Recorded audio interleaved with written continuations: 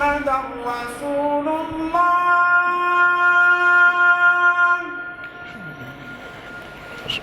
أشهد أن محمدا رسول الله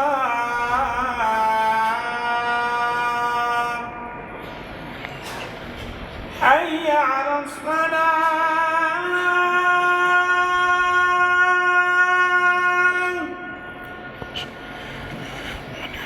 حي على الصلاة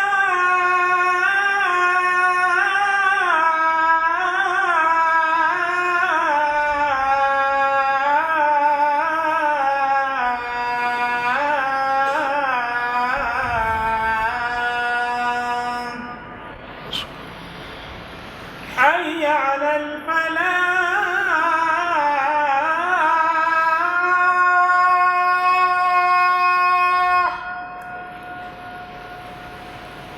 حي على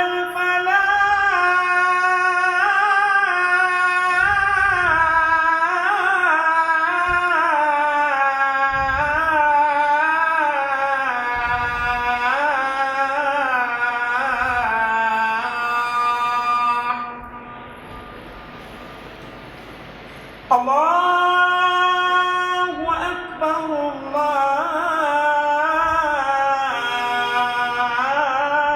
الله أكبر لا إله إلا الله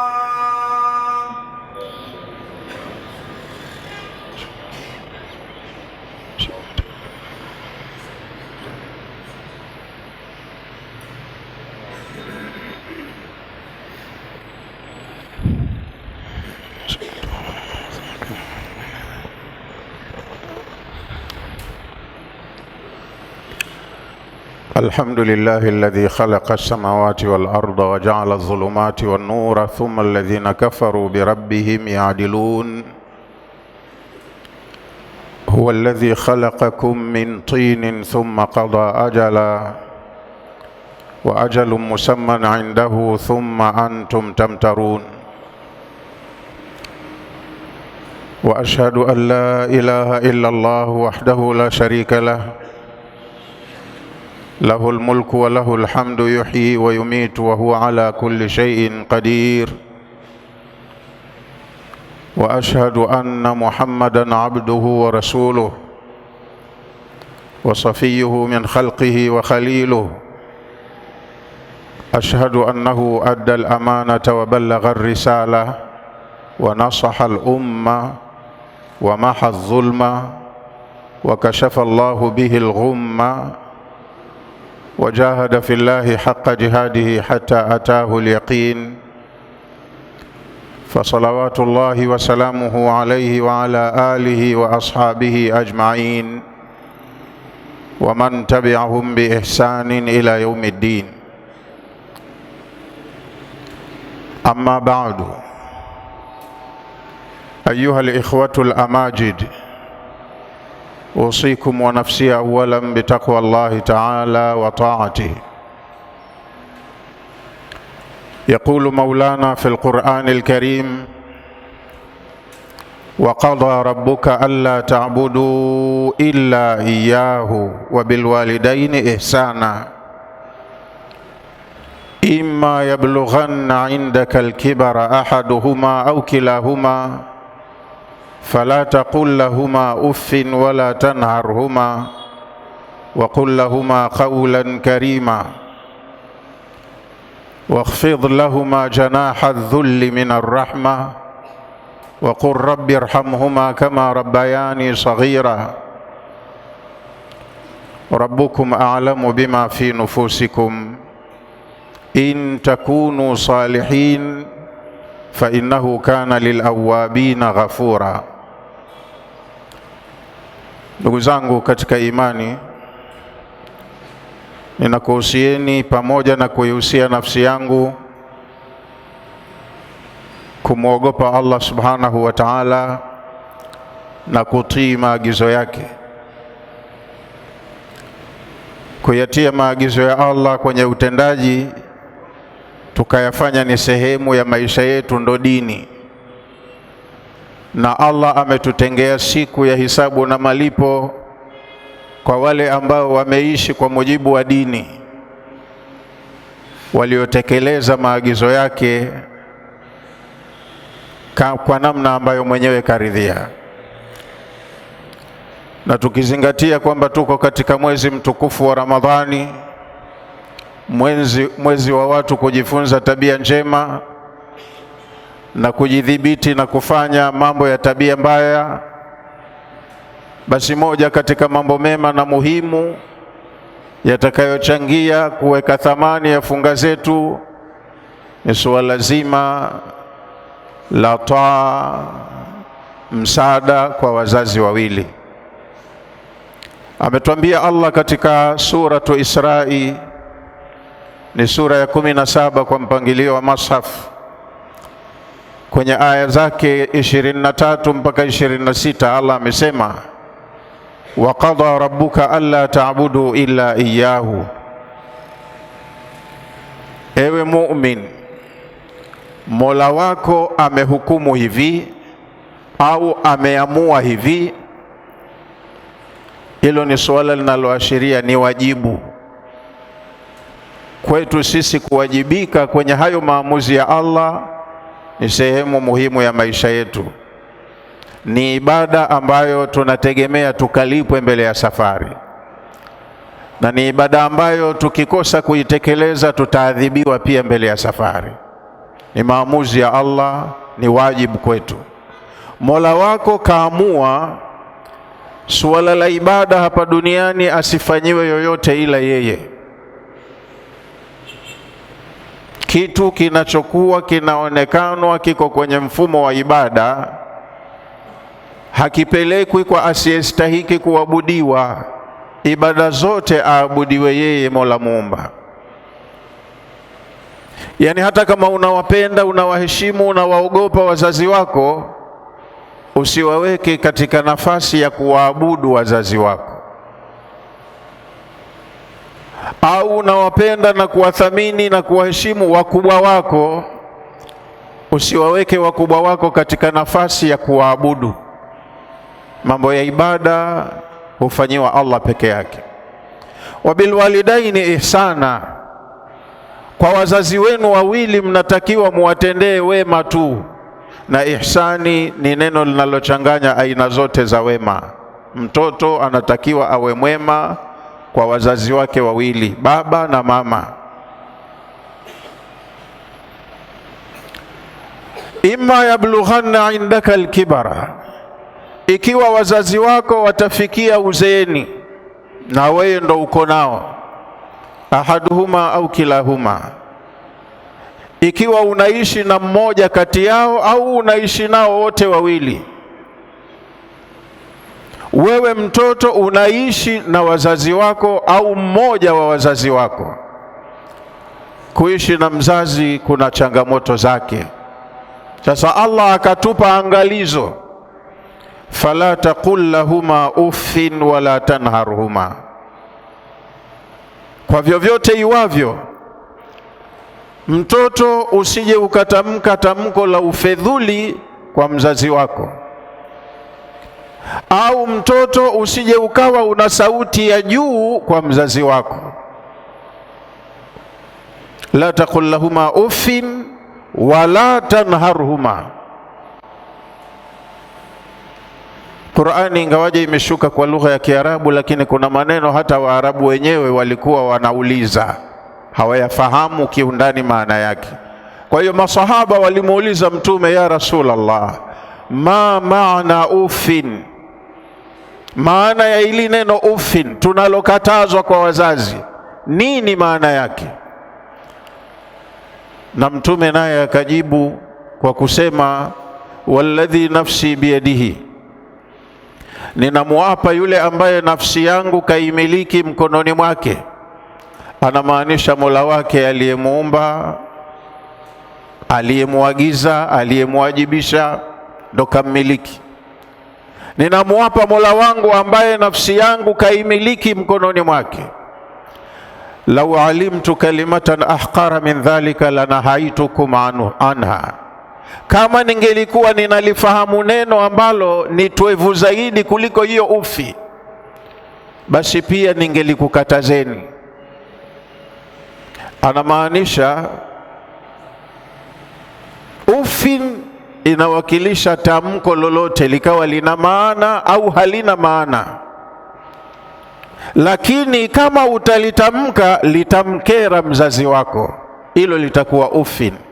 Kama kakuita halafu ukaitika kwa jeuri, wasema anaanza tena we, lile ulilolitanguliza akilisikia mzazi hatofurahi. Leo kawa mtu huyu ninamwita, hajasikia ninalomuitia, anaanza kuguna. Hiyo inakupotezea point mbele ya Mola wako na inakuhatarishia usalama wako mbele ya Mola wako. Kwa hiyo Allah kakataza usitumie matamko tata kwa mzazi wako. Na kwa sababu mwezi huu tunajifunza adabu tabia njema, tunatakiwa tu practice hayo mambo. Sote ni watoto, tumezaliwa. Wengine tumeshazika wazazi wetu, kwa hiyo sisi ndo wazazi sasa. Wengine sisi ni watoto kwa wazazi wetu kwa sababu wapo, na pia ni wazazi kwa watoto wetu. Haya masomo tunatakiwa tuya implement kwenye familia. Adabu ya mtoto kwa mzazi wake. Kwa hiyo la kwanza, limekatazwa mtoto kutamka maneno tata yenye kuudhi kwa mzazi wake. Kuna wengine wanathubutu mpaka kunyanyua mikono yao wakawapiga, na kuna wengine wanafungua kitabu cha maneno mabaya yanatiririka, mtoto anamwambia mzazi wake. Wengine tunapata taarifa, tunasikia wanawajeruhi, na wengine wanawaua kabisa. Mtu ambaye wewe ndo sababu ya kuja duniani, umefikia kiwango sasa unajiona wewe una mamlaka juu yake na una maamuzi kwake. Haya Allah kakataa. Kwa hiyo kasema, la kwanza, chunga maneno yako, usiongee na mzazi wako maneno tata. La taqul lahuma uffin, usiseme kuwaambia wazazi wako matamko tata. La pili, wala tanharhuma, wala usiwafokee. Inafika mahala yani wewe umekasirika kwa alichofanya mzee, halafu ukawa na sauti ya juu unafoka. Wewe ndo unamgomba sasa, unamtolea maneno makali makavu. Hiyo si tabia nzuri, Allah hapendi hiyo tabia.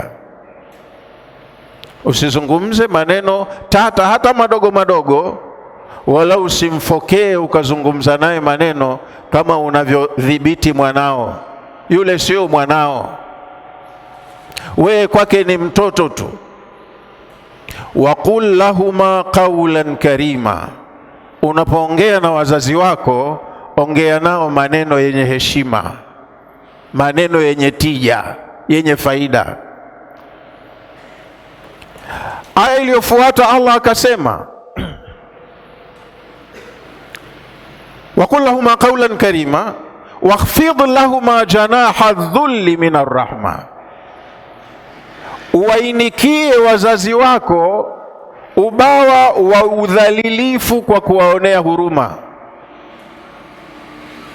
Yani hiyo ni lugha ya mshabaha, ya mfano, kama vile tunavyoona kwenye maisha ya ndege. Kwa mfano kuku tunamfahamu, ikinyesha mvua yeye ndo huwa nyumba yao au mwemvuli wao, anakunjua mbawa zake, watoto wake wote wanajificha chini yake. Kwa hiyo na wewe ndo sitara ya mzazi wako, madhaifu yake, shida zake, haja zake, wewe ndo unategemewa sasa. Umekuwa umsaidie, umuinikie ubawa wa udhalilifu, wewe kwake uwe dhalili. Mina rahma, kwa sababu ya kuwaonea huruma au kwa sababu ya kuwarehemu wazazi wako. Waqul, na uwe unasema katika kuwaombea dua, umuombe Mola wako, rabbi irhamhuma kama rabbayani saghira, Mola wangu warehemu wazazi wangu wawili kama walivyonilea mimi nilipokuwa mdogo. Wamenilea sijielewi, sina uwezo, sina nguvu, sina elimu, sina mali. Kwa hali yao waliokuwa nayo mpaka leo nimefikia hivi. Kwa hiyo naomba Mola wangu warehemu wazazi wangu wawili kama walivyonilea mimi wakati nilipokuwa mdogo. Haya ndio yanayotakiwa, na hiyo ndiyo adabu njema, na ndiyo mambo ambayo yanamfanya mtoto abarikiwe, awe na radhi ya Allah, na inakuwa ni alama ya mafanikio yake anakokwenda. Lakini aya ifuatayo Allah akatupa angalizo, kwa sababu hata aya tulizozisoma ni kali kwa mtoto. Inapelekea mtoto ajiulize, sasa mimi niishije na mzazi wangu? Mbona niko kwenye maisha hatarishi? Maana wazee nao wengine wamo, wana lugha kavukavu, halafu chochote utakachowafanyia hawana shukurani, na haridhiki kule kutokuwa na shukurani yake kukuonyesha wewe tu mwanawe nyumbani. Wazee wengine anaweza akatoka akatembea maili kadhaa au mita kadhaa kwenye mtaa, akapita kuomba, akasema mwanangu nigaie shilingi 2 angalau nikanywe kahawa au tangawizi. Kuzaa sikupata. Watoto nao lakini hawanijali. Tangu jana sijatia kitu tumboni, wakati asubuhi keshahudumiwa, kaoshwa, kapewa chai. Lakini wengine huwa wanazeeka vibaya. Sasa kuzeeka vibaya kwa mzee na mtoto ukawa umedhibitiwa, usimtolee maneno yoyote mabaya, usimfokee, na mzee hali yake ndo hii, wewe mtoto utakuwa kwenye mazingira magumu. Allah akapoza kidogo kwa kusema kwenye aya ambayo nitamalizia hapo mbele, rabbukum a'lamu bima fi nufusikum.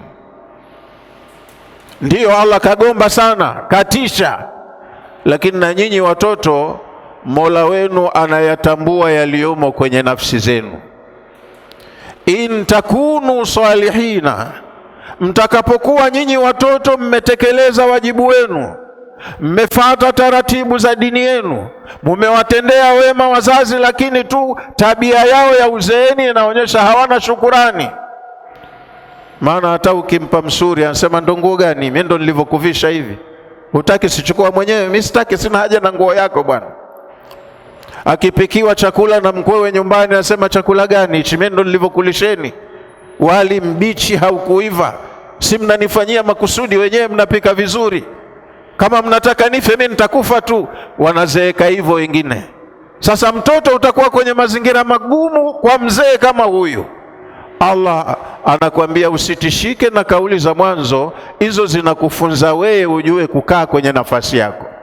Rabbukum a'lamu bima fi nufusikum, Mola wenu anayajua yaliyomo kwenye nafsi zenu nyinyi watoto.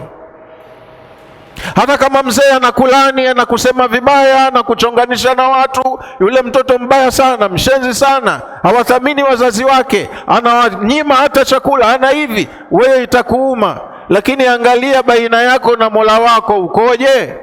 Rabbukum a'lamu bima fi nufusikum, Mola wenu anayajua zaidi yaliyomo kwenye nafsi zenu. In takunu salihin, kama nyinyi watoto mtakuwa mko kwenye utaratibu sahihi, ni watu wema, Mola wenu anajua kwa mujibu wa jitihada yenu. Fa innahu kana lilawabina ghafura, Mola wenu ni msamehevu sana kwa waja wake wanaojielekeza kwake. Kwa hiyo mtu achunge yeye mwenyewe, asimhukumu mwingine, wala asijivunjishe moyo kwa kusema mimi nitaingia motoni kwa maneno ya mzee wangu. Chunga wewe mahusiano yako na Mola wako yawe sahihi. Mola wako anakujua wewe ukiwa uko sawa, na anaujua udhaifu wa mzazi wako.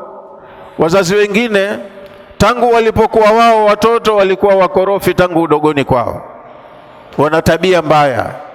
Sasa kila akizeeka ile tabia yake mbaya anazeeka nayo. Kwa hiyo anakuwa ni kituko katika hii dunia. Ukipata mzazi kama huyo, unatakiwa umshukuru Mungu kwa kutekeleza vile ambavyo Allah kakuagiza uishi na wazazi wako, halafu yale yanayojiri ambayo yatakuwa out of your control, Allah hatakuhukumu nayo. Ajua hii ni tabia ya mzazi wake, hakunyooka, na sasa ndo anarudi kwenye ardhalil umuri likai la ya'lama ba'da ilmin shay'a. Chunga wewe mtoto muamala wako na Mola wako. Ikiwa uko sawa, Allah hatakuhukumu kwa sababu ya tabia ya mzee kwa mujibu wa umri wake. Ayuha al-ikhwatul amajid, inna Allah tabaraka wa ta'ala yaqulu wa biqawlihi yahtadi al-muhtadun wa idha quri'a al-Qur'anu fastami'u lahu wa ansitu la'allakum turhamun. Wa qala 'azza min qa'ilin 'alim فإذا قرأت القرآن فاستعذ بالله من الشيطان الرجيم. أعوذ بالله من الشيطان الرجيم. واعبدوا الله ولا تشركوا به شيئا وبالوالدين إحسانا وبذي القربى واليتامى والمساكين والجار ذي القربى والجار الجنب والصاحب بالجنب وابن السبيل وما ملكت أيمانكم إن الله لا يحب من كان مختالا فخورا.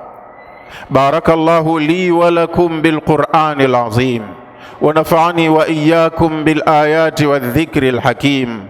أقول قولي هذا وأستغفر الله العظيم لي ولكم ولسائر المسلمين والمسلمات والمؤمنين والمؤمنات فاستغفروه فيا فوز المستغفرين ويا نجاة التائبين. وقال الحبيب المصطفى صلى الله عليه وسلم: البر لا يبلى والذنب لا ينسى والديان لا يموت اعمل ما شئت كما تدين تدان.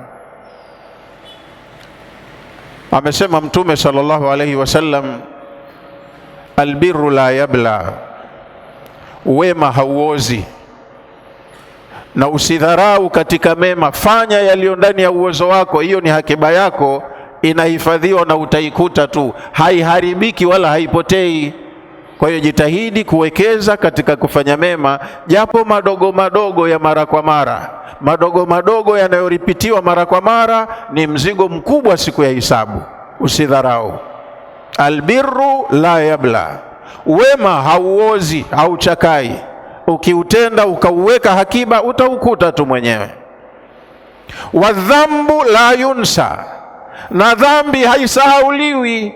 Kama ndo hobi yako kuteleza, kujiridhisha mwenyewe, kutafuta furaha ya maisha kwa kumwasi Allah, halafu ukasahau, wewe ukisahau, kwa Allah hayajasahauliwa yote uliyoyafanya. Kwa hiyo tunatakiwa tujichunge na tujiepushe na kufanya dhambi zinazoepukika. Ukiifanya ndo umeifanya, ni amali yako na utaikuta tu, haisahauliwi. Wadayanu la yamut, na mlipaji anayelipa hayo mema na maovu hafi, wala hasahau wala hakosei, hadhulumu wala hapendelei. Hicho unachokitengeneza sasa ukakiweka, yeye ndo anakuhifadhia na kwacho atakulipa. Sasa kama umelielewa somo, i'mal ma shi'ta. Sasa hivi hapa duniani ni mahala pa kutenda, fanya utakavyo, fanya kila lililo ndani ya uwezo wako. Ukiamua hobi yako ni kufanya kheri, jitume kufanya kheri. La unaona umeletwa hapa ustarehe ufanye shari, fanya tu shari zako. I'mal ma shi'ta, fanya utakacho, lakini usisahau kama tadinu tudanu. Kama unachokikopesha leo, ilo deni ndilo utakalokwenda kulipwa. Kwa hiyo tujiwekeze, tujitahidi kuwekeza kwenye kheri, na Allah atatutunzia. Kheri nyingi ndogo ndogo ziko ndani ya uwezekano. Tusipoteze fursa, tujitume sana kuzifanya, kwa sababu ndiyo hakiba yetu muhimu baada ya kuaga maisha haya ya mpito. Wakala aidan, na pia Allah amesema sallallahu alayhi wasallam, kullu ibni adama khata'un, hakuna binadamu mkamilifu, kila binadamu ni mwenye kufanya makosa. Wa khairul khata'ina tawwabun, lakini wakoseaji wazuri mbele ya Allah ni wale ambao huwa wanajidiriki kwa kutubia makosa yao. Anakiri, ana realize kwamba nimekosea na anajua kosa hili nitalikuta mbele ya safari, basi humuelekea yule aliyeimiliki siku ya malipo, akapatana naye mapema kwa toba na istighfari. Wakala aidan, na pia Mtume amesema,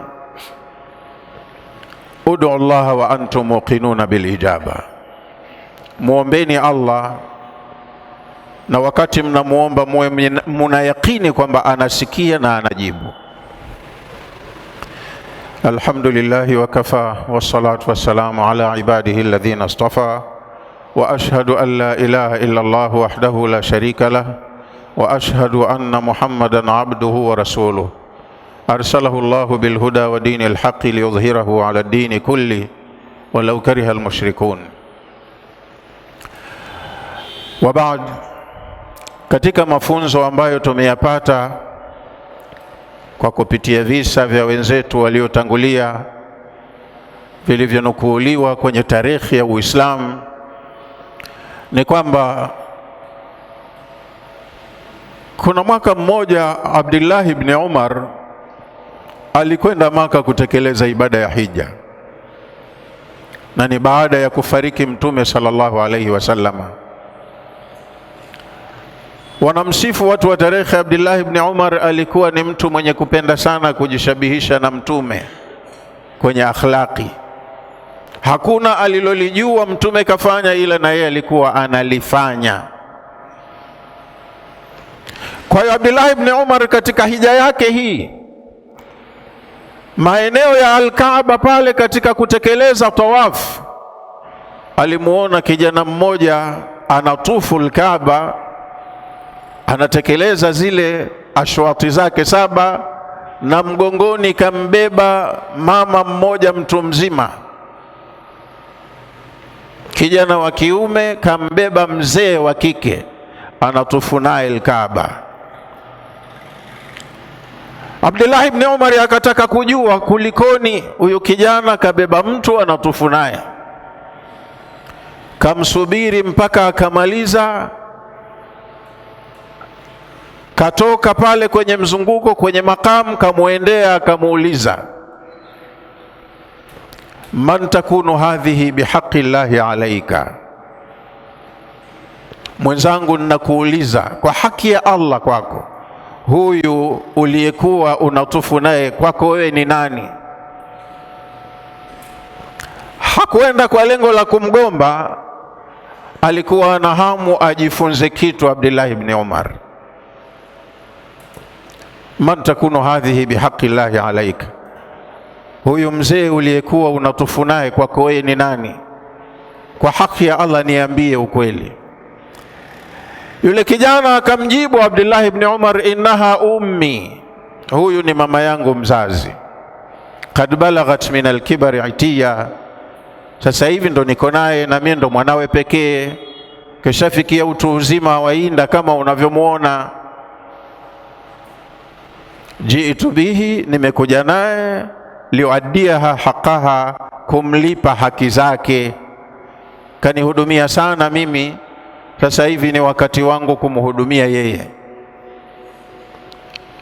Abdullah ibn Umar hakuchukizwa na kitendo cha mtoto kumsaidia mzazi wake kwenye mambo ya ibada, lakini alimkosoa kwenye lugha aliyotumia. Kasema namlipa mama haki yake, na lugha hiyo ndiyo Abdullah ibn Umar aliyomrekebisha yule bwana, akamwambia usiseme hivyo, hakuna mtoto anayeweza kumlipa mama haki yake. Alipouliza yule kijana, kwa nini unasema hivyo, siwezi kumlipa, wakati mimi nilikuwa shida kwake kwenye umri wa utotoni, hardly aliteseka na mimi miaka 4 tu, lakini mimi sasa hapa unaenda zaidi ya mwaka wa 8, unaingia wa 10, hii ndo shughuli nilionayo, ninamhudumia.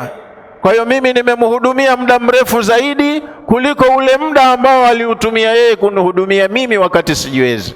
Halafu unaniambia siwezi vipi kumlipa haki yake? Abdullah ibn Umar akamwambia tena, nakwambia huwezi kumlipa mzazi haki yake. Mahma sanata biha, vyovyote utakavyomfanyia mzazi wako, la taadilu lamhatan fi sahati alwilada, hakulingani na hata dakika moja aliyoitumia wakati wa kukuzaa wewe. Huna la kufanya kwenye dunia hii ukaweza kulinganisha na angalau dakika moja ya shida aliyoipata yeye wakati wa kukuzaa. Kwa hiyo lugha mzazi halipiki kwa mwanawe. Abdullah ibn Umar ndio aliyoikataa, na yeye kaitoa wapi? Abdullah ibn Umar kajifunza haya kwa Mtume mwenyewe sallallahu alaihi wasallam. Alikuwepo kijana wakati wa uhai wa Mtume, kaja kwenye msikiti wa Mtume Madina, akamuuliza Mtume swali kama hilo mbele ya masahaba, na Ibn Umar alikuwepo. Kijana kaja kwa Mtume akamwambia, ya Rasulullah, ewe Mtume wa Allah, inna ummi qad balaghat min alkibari atiya, mama yangu ameshafikia kwenye umri wa inda, uzee mkubwa. Wa ana aqumu ala shuuniha kulliha, mimi ndiye ninayesimamia mambo yake yote. Mimi ndo kila kitu kwa mama yangu, ni mtoto pekee kwake. Kwa hiyo haja zake zote za usafi, chakula, kinywaji na mambo mengine, mimi ndo ninamhudumia. Swali la huyu kijana anamuuliza Mtume, araaita hal uwaddiha haqaha, unaonaje kwa huduma ninazomfanyia, si nimeshamlipa mama yangu haki zake? Mtume akamkatalia yule bwana kwa kumwambia, mahma sanata biha innaka la tuwafiha haqqaha mahma sanata biha, huwezi kumtimizia mzazi wako haki yake au kumlipa haki yake vyovyote utakavyomfanyia mtoto, huwezi kumlipa mzazi. Huyu bwana naye aliuliza, limadha ya Rasulullah, kwa nini unasema hivyo ewe Mtume wa Allah? Kigezo cha kimazingira anachotumia binadamu ni ule uhalisia anaouona. Mimi nimetumika kumhudumia yeye miaka mingi kuliko miaka ambayo yeye kanihudumia mimi nilipokuwa sijiwezi. Sasa kwa nini muda mimi nimetumia mrefu, yeye katumia muda mfupi, halafu niambie siwezi kumlipa? Mtume akamwambia, bado na kariri, huwezi kumlipa mzazi haki yake, kwa sababu liannaha kanat takhdimuka wa anta saghirun wa tatamanna laka albaqaa, amma anta satakhdimuha wa hiya kabiratun wa tatamanna laha alfana. Alivyofanya yeye juhudi tofauti na unavyofanya wewe juhudi, tofauti iko hapo. Innaha kanat takhdimuka wa anta saghirun, mama yako alikuwa anakuhudumia wewe ulipokuwa mdogo. Jengine kwenye moyo wake mama, watatamanna laka albaqaa, alikuwa anatamani mwanawe uishi sana, ubaki. Na huwa wanasema mama zetu, mwanangu kuwa nife unizike. Gumu baya litakalokufika, anajipeleka yeye kifua mbele, jinsi anavyokupenda mwanawe. Alikuwa anatamani uishi sana, ubaki. Ama anta, ama wewe mtoto, satakhdimuha wa hiya kabira, unaenda kumfanyia huduma sasa wakati ni mzee. Watatamanna laha alfanaa, na katika kumhudumia kwako unatamani sasa hivi halafu afe. Sasa tunamsindikiza mzee tena, ndo tunamsindikiza. Yani wewe unaimba nyimbo, anaondoka tu, anaondoka tu. Yeye alikuwa anaimba nyimbo ubaki, wewe unaimba nyimbo aondoke. Kwa hiyo hamfanani.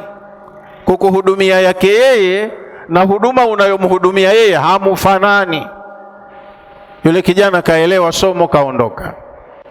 Na Mtume pia aliwasomesha masahaba, na sisi tunasoma kupitia simulizi za hadithi walizozirekodi wakati wachia. Mtume anasema, kana mimman kana qablakum, alikuwepo katika watu walioishi kabla yenu, abdun taqiyun, mtu mcha Mungu, ahsana fi ibadati rabbihi, huyo mtu alifanya vizuri katika kumwabudu Mola wake. Yani ni Muislamu mwenye imani, mcha Mungu, katekeleza majukumu yake ya kiibada vizuri. Wa madhalika, pamoja na uzuri wa kwenye utumishi wake wa kiibada, kana barran li ummihi, alikuwa ni kijana mwema kwa mama yake mzazi. Alikuwa na yeye na mama yake mpaka kamfikia uzeeni, yuko naye na yeye ni mtoto pekee. Kijana huyu adda laha taamaha wa sharabaha, alikuwa anajitahidi kumtimizia mama yake chakula na kinywaji. Wa ghassala laha thiyabaha, alikuwa anamuoshea nguo zake. Wa nadhafa laha firashaha, alikuwa anamuoshea mahala pake pa kulala, anapanadhifisha. Mama analala mahala pazuri pasafi, nguo zake safi. Kijana akitoka kwenda kuchuma anarudi na vyakula vya gharama vizuri, anamlisha mama yake. Lakini falamma hadarathu alwafatu, kijana huyo alipofikwa na mauti, siku roho yake ilipochukuliwa, laqiya Allah wa huwa alayhi ghadbanun, amekwenda kukutana na Allah. Wale wanaokabidhi roho wamemkuta Allah kakasirika na roho ya mtu huyo. Cha ajabu sasa, Mtume anasema faqalatil malaikatu, malaika wakashangaa, wakahoji, wakasema malaika mbele ya Mola wao, subhanaka Allahumma wa bihamdik, Mola wetu umetakasika na sifa njema ni zako, tuna hakika uko sawa kwenye maamuzi yako, lakini mbona sisi kuna jambo hatulielewi hapa? Kulikoni umemkasirikia huyu mja wako? Malaika wamesema inna abdaka hadha, hakika ya mja wako huyu, ma alimna alaihi min suin, hatulitambui baya hata moja kwake. Kwenye dini alikuwa kanyooka, ibada zako zote za faradhi na sunna alikuwa katimiza. Wa madhalika, pamoja na hilo, ahsana ila ummiha, kamfanyia ihsani mama yake. Adda laha taamaha wa sharabaha, alikuwa anamlisha vizuri chakula na kinywaji.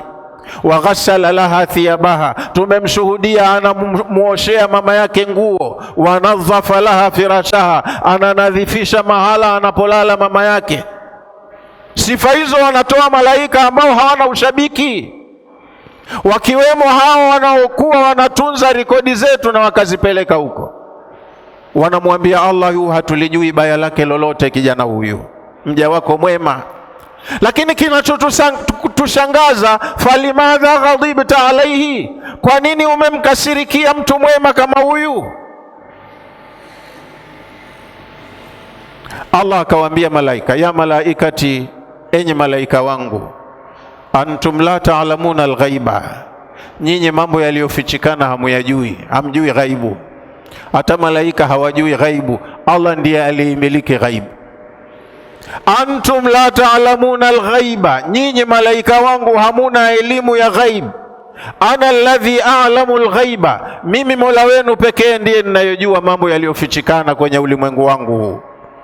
Atadruna limadha ana ghadibun alayhi, munajua kwa nini mimi nimemkasirikia mja wangu huyu? Na kwenye sura Taha Allah amesema, wa man yahlil alayhi ghadabi faqad hawa, yoyote atakayekuja kwangu nimemkasirikia, huyo kaenda pabaya. Chunga kuja kuchukuliwa roho yako, inapelekwa kunakohusika, ukakuta Allah kakasirika nayo, wewe umeenda pabaya. Maana huna tena nafasi ya toba wala ya kuleta istighfari. Fursa hiyo umepewa hapa, huku itumia mpaka ukaondoka na mizigo yako. Ukenda huko vibaya, umeangukia pabaya. Kwa hiyo huyu kijana huyu munayemsifia kwa wema, kweli mliomuona nayo kafanya, na mimi ninajua, lakini mnajua kwa nini nimemkasirikia? Hawajui, ndio maana wakauliza.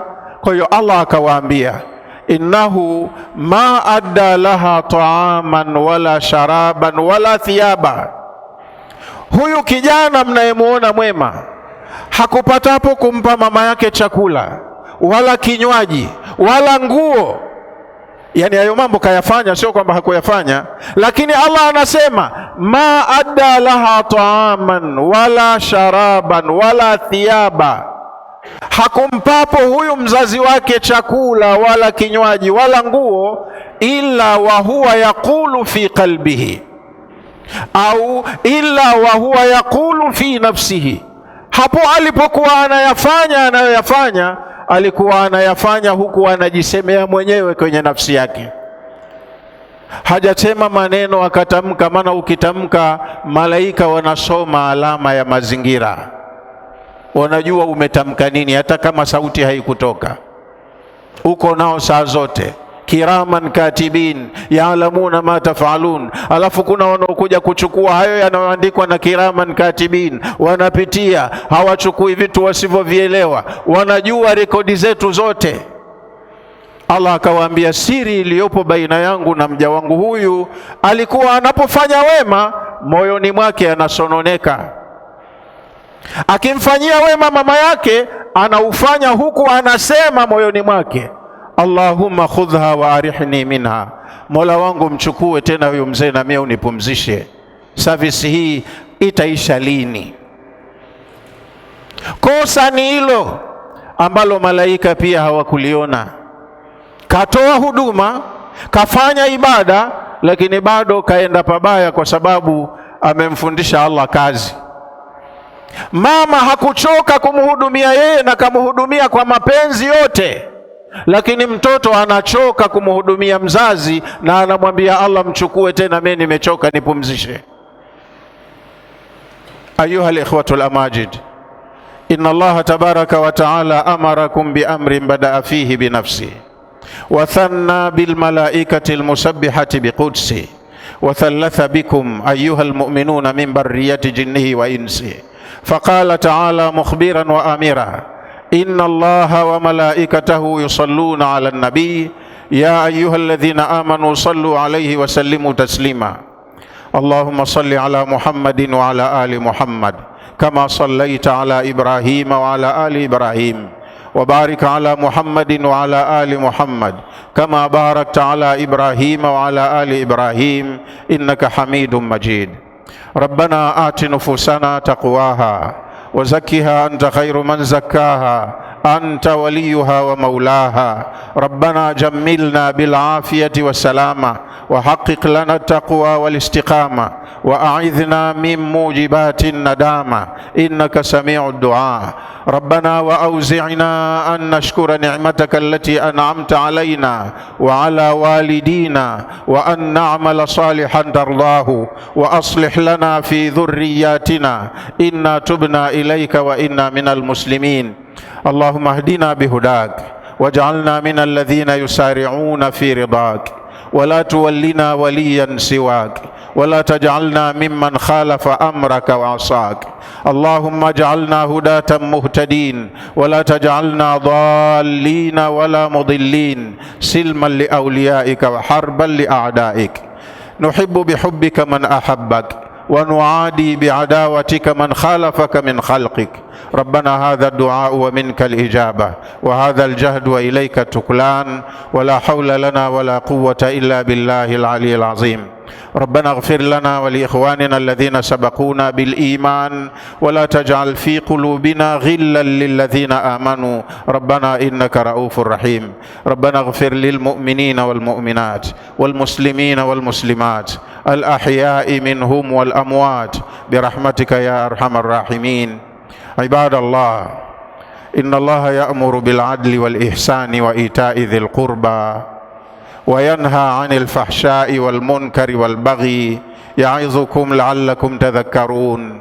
اذكروا الله العظيم الجليل الكريم يذكركم واشكروه على نعمه يزدكم وأقم الصلاة إن الصلاة تنهى عن الفحشاء والمنكر ولذكر الله أكبر والله يعلم ما تصنعون.